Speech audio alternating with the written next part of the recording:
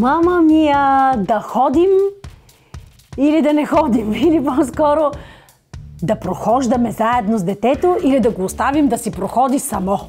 Значи много е важно все пак да знаете кога да се намесите и кога не. И да запомните с 3 удивителни, че децата прохождат между 9 и 18 месеца и всъщност имат всичкото време на света да свършат тази ценна работа, така че не им се месете, моля. Прохождането!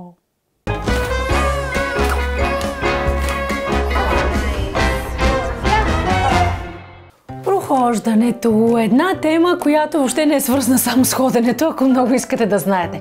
Ако си мислите, че това означава детето ви да стане и да тръгне, да си пусне каквото сте му дали в ръчичките и да направи своите първи крачки и ще си говорим за колко погачи да му изтъркаляте, какви предметчета да му наредите, дрън, изобщо не сте познали. Всъщност ще си говорим за целият етап, който се преминава, докато дойде времето за прохождане, защото е много важно. И преди прохождането е важно детето да пропълзи и всички онези родители, чието деца не са пълзели преди да проходят, трябва да знаете, че ортопедите обикновено зад гърба ви казват, че не сте най-добрите родители на света. Пълзенето е важно. Пълзенето е много важен етап от развитието на бебето. Сега, значи да започнем от самото начало. Когато бебетата се родят, те могат да пълзят. Могат да пълзят. Привлачват се леко и могат да стигнат от корема на майката до гърдите, да си изберат гърда и да си засучат. Могат да го направят. Това е едно примитивно пълзене, рефлекторно, което изчезва с времето. Могат, когато са мънички, да крачат. Със сигурност сте видели вашия педиатър как изправя бебето и то прави стъпчици. Съвсем прясно мъничко бебе прави стъпчици. И това изчезва. Къде трябва да живее бебето ви във времето? Най-добрият вариант да подходите логично и правилно към прохождането е по някое време, ако питате мен след 2-3 месец, ако питате бабите никога, но в разумно време за вас, поне около 6-я месец, да сложите бебето да седи на пода. Тоест да започне да живее на пода. Сега дали ще му изолирате пода е въпрос на личната ви тревога. Аз мога да ви кажа, че бебето ви няма да настине. Мога да ви кажа, че ще се чувства страхотно заобиколено от играчки и от меки възглавници, защото понякога те много обичат да се мятат назад и си удрят главите, разбира се. Но удренето е част от обучителния процес на това да не си счупиш главата, що е важно. Те опитват, за да видят докъде им се простират възможностите. Оставеното на пода бебе се развива по правилен начин. То започва да се протяга към играчки, започва да се върти активно по коре, започва да се изправя на длани и колене и съответно в един момент започва и да пълзи. Защо е важно пълзенето? Защото наистина развива цялостно мускулатурата на тялото по един фантастичен начин. И честно казано, да не говорим за всичко останало като предимства на пълзенето, трябва да ви кажа, че няма по-сладко нещо от една такава самоходна полухлебарка вкъщи. Толкова стават бързи, светкавични стават. Не знам как я развиват тази скорост. Абсолютни сладури са. Така че въобще не го прескачайте като фаза. Така, кои деца не пълзят? Не пълзят децата, отглеждани в кошара. Защото те имат ограничено пространство и стимула им не е придвижване, а стимула им е изправяне. Защото трябва по някакъв начин да преодолеят това пространство, да се опитат да го преодолеят. И те много често, без да могат да ходят, могат да прескачат неща.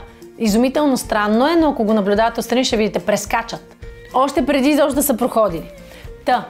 Пак казвам, другото важно нещо, което е хубаво да си сложите в главата, освен пропълзяването, е това да не държите детето за ръце и да го водите. Изправяте, нали знаете, изпреставате правички, хващате детето за ръчички и го водите. На около 9 месеца се опитват да го правят това. Това също е една стъпка, която води до прескачане на пълзенето. И не само. Тя води до проблеми с кръста на майките, проблеми с кръста на бащите, проблеми с кръста на бабите и проблеми с равновесието на детето. Защото това дете се научава да държи ръцете си и така, и да ходи, и да се обляга на нечий друг, в смисъл да има опора в някого, и в мига, в който го пуснете после, то пада по лице и въобще не се е научило да се паси. А детето трябва да може да се паси. И това е от съществено значение. Децата, оставени да се развиват самостоятелно, ще видите как при вече при вече преминалото пълзене и стигането до неща, до мебели, по които да се изправим, те стоят прави. В един момент, като почне да им става колебливо това правостоене, тупват на дупе и тръгват да пълзят. Не тупват по очи, не падат на лакти, изобщо. Падат на дупе. Много щадящо постъпват към себе си. На оставените на самотек деца, самотек е много общо казано, нали? Т.е. да се развиват в нормална среда, пълзейки, случвайки им се неща, изключително правилно стигат стъпките до прохождане. Обикновено преди прохождането децата пълзят, започват да се изправят, след това някои започват да клякат и тогава прохождат. За прохождане им трябва стабилност и според най-новите разбирания по света, не само у нас, трябва да са босички. Тоест стабилност им трябва да имат опора и да са босички. Босото краче е това, което може да разчита на себе си. Ако държите детето с чорапи вкъщи и то още не е проходило и вие се притеснявате, т.е. минали са 18 месеца от раждането, т.е. това бебе е на година и половина и още не се е пуснало да ходи и вие започвате да смятате, че това е тревожен симптом, вижте дали не го държите прекалено обуто. Чорапите го парзалят и то няма сигурност. Дайте му свободата на босите крачета. Босите крачета са тези, които ни правят уверени, за да стъпваме напред. Няма страшно, няма да се набучи, няма... Изумително е да наблюдаваш малки деца. То стъпва и го виждате как стъпва и си пази крачето. Пази си го, бе, така стъпва си и си внимавай. И ако нещо, дори ако има някоя негова играчица, толкова бързо си го отмесва крачето, че идея си нямате как се самосъхраняват. Значи, да не им помагаме, да ги оставим босички и дали да им купим проходилки според вас или да не им купим? Естествено, че да не им купим, разбира се. Проходилките са също към нещата, които възпитават малко непазене, несамосъхранение. Липса на идеята, че нещо може да ти се случи. Това е едно обезопасяващо те кръгче, което ти можеш дори да се изтласкваш, а не да редуваш краката и то те влачи напред-назад из цялата къща и не води до никакво научаване да ходиш. Аз като родител, честно казано, бих препоръчала проходилки само ако трябва майка да отиде се изпишка и то във време, в което детето вече се е научило да се изправя и проходилката да не е такава, че то да виси на нея и да се изтласква с крака, а ако трябва да седне, да му се наложи да се смъкне надолу, т.е. да седне. Разбирате ли? Да не е право и да е сложена така да се сложени гащите, че да го подпират право и то да може да прави каквото си иска с краката си. Не знам дали ме разбрахте. Мисля, че ме разбрахте. Така де, идеята е седалчето да е по-ниско, за да може, ако иска да седне, а ако иска да ходи, да се изправи, да се хване за проходилката и наистина да ходи. Така че по-добрите варианти за прохождане, много деца, знаете, си бутат сами количките. Хващат си ги и си ги бутат. Това е много добро упражнение за ходене, много истинско.